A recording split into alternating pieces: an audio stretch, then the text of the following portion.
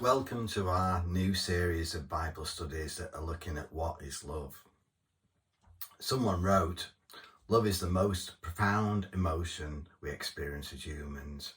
And I think that's true, and I feel excited about undertaking a study on something that is a basic human need and also a foundation of our Christian faith. Love is the basis of the passage that we're studying in this session.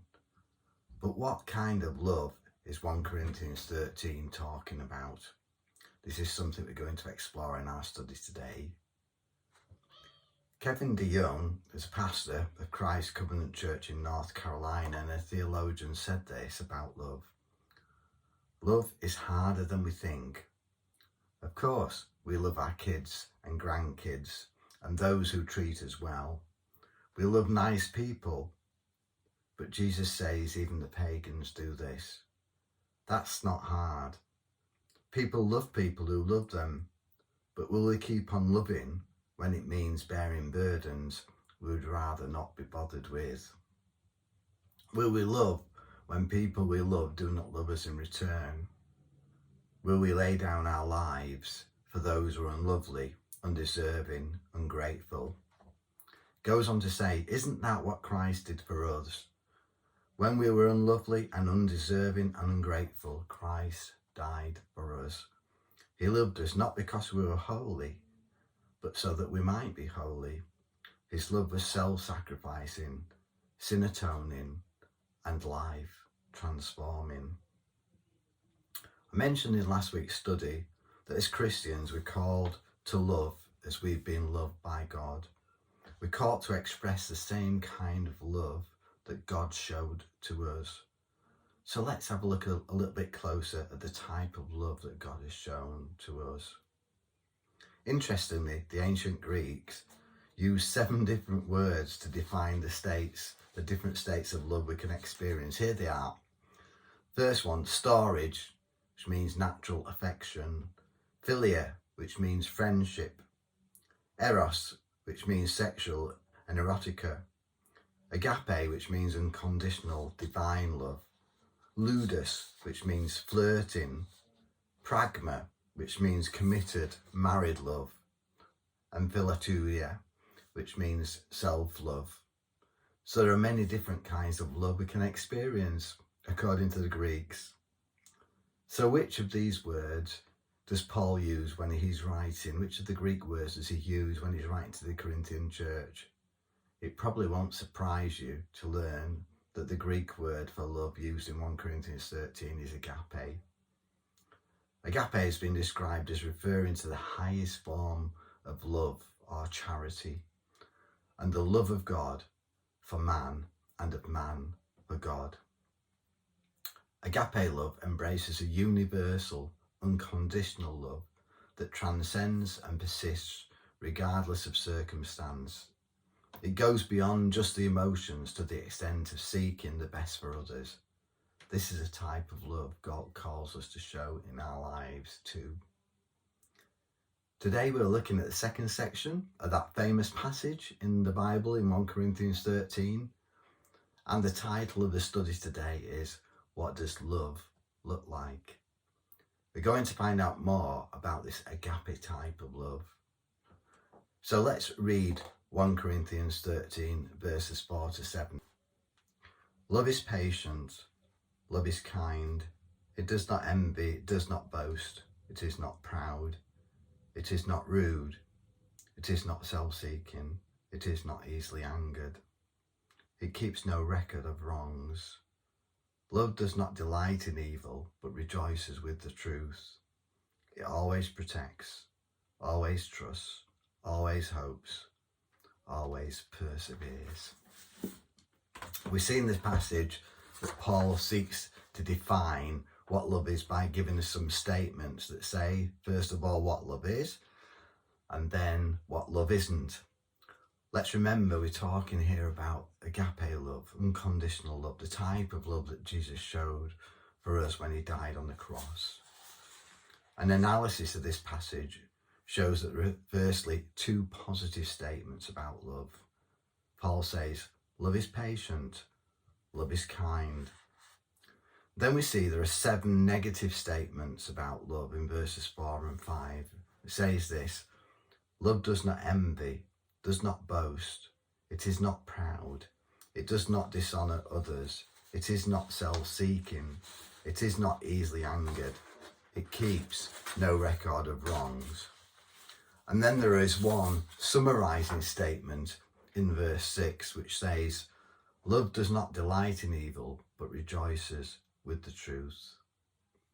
Finally, there's one statement that brings out the power of love in verse 7, which says, love always protects, always trusts, always hopes, always perseveres. It's always interesting to get a different perspective, I think, of the terms used in a particular Bible passage by looking at another translation. Let's just have a look at the Message translation of the Bible to see what it puts these verses like. It says, love never gives up. Love cares for others more than self. Love doesn't want what it doesn't have. Love doesn't strut, doesn't have a swelled head, doesn't force itself on others, isn't always me first, doesn't fly off the handle, doesn't keep score of the sins of others, doesn't revel when others grovel, takes pleasure in the flowering of truth, puts up with anything, trusts God always, always looks for the best, never looks back, but keeps going to the end. So here we have a really good definition of what agape love is. The type of love described here isn't an emotional, romantic type of love. It's a practical love that's demonstrated through our attitudes and our actions. We know this is a type of love that God showed to us, don't we? Romans 5 verse 8 says, the famous verse says this: but God demonstrates his own love for us in this: while we were still sinners, Christ died for us. Here we see agape love shown by God. God shows his love by sending his only son, Jesus Christ, to die for us while we were sinners. That is, while we were still far away from God. It's interesting that even psychologists acknowledge that we need not just to seek after romantic love that the world seems obsessed with, but we should explore other types of love as well. One psychologist said, by preoccupying ourselves with romantic love, we risk neglecting other types of love that are more stable or readily available, and that may, especially in the longer term, prove more healing and fulfilling. Another psychologist also wrote, given the increase in anger and division in our society and the state of our planet, we could all do with quite a bit more agape love. The love that's described in 1 Corinthians 13, therefore, is an expression of love that's not centred on ourselves and our feelings, but it's a type of love that impacts and reaches out to others as well. It isn't a narrow, self-centred type of love that just lasts for a short time. It's an enduring, consistent, continuing love. It's a divine love that we can only show and demonstrate through our relationship with a divine God. So we see in 1 Corinthians 13 that love is patient, love is kind. These are practical expressions of love.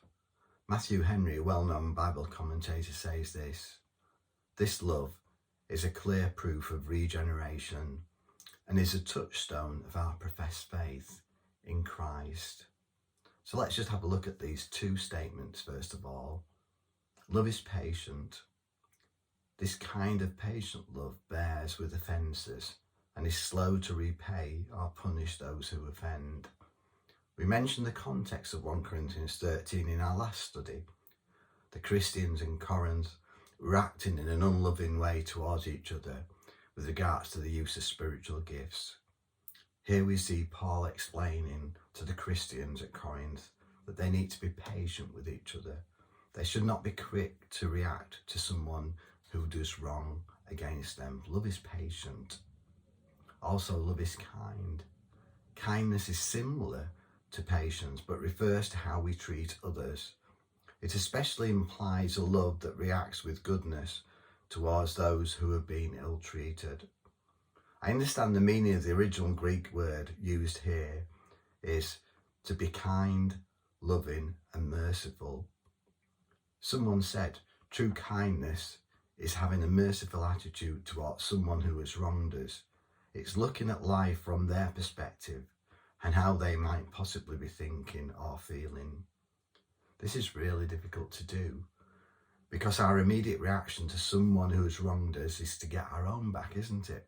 To let them know that they've hurt us in some way. But if we demonstrate an agape love, we're called to be merciful in our response. This is what Matthew Henry also says about the rest of this passage that we're studying today. It says, in this beautiful description of the nature and effects of love, it is meant to show the Corinthians that their conduct had, in many respects, been a contrast to it.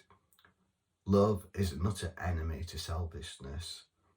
Love never seeks its own to the hurt of others or to neglect others. It ever prefers the welfare of others to its private advantage. How excellent would Christianity appear to the world if those who profess it were more under this divine principle and paid due regard to the command on which its blessed author laid the chief stress. So today, let us ask ourselves whether this divine love lives in our hearts. Are we demonstrating agape love in the way we conduct our lives? Are we willing to lay aside our selfish objects and aims so that we, unlike the Corinthian Christians, can operate and serve God completely out of love and not with any selfish motives? That's the end of our study today. What we're going to do now is have a short pause, and then we're going to meet Lou live to have a short discussion about the Bible study. We've published the discussion questions along with the link to the Bible study, so please go make yourself a cup of tea and coffee and then sign into our online discussion using the link that you were sent on Facebook, etc. Please have the password ready too that was included with the link just in case you need it. So see you in 10 minutes.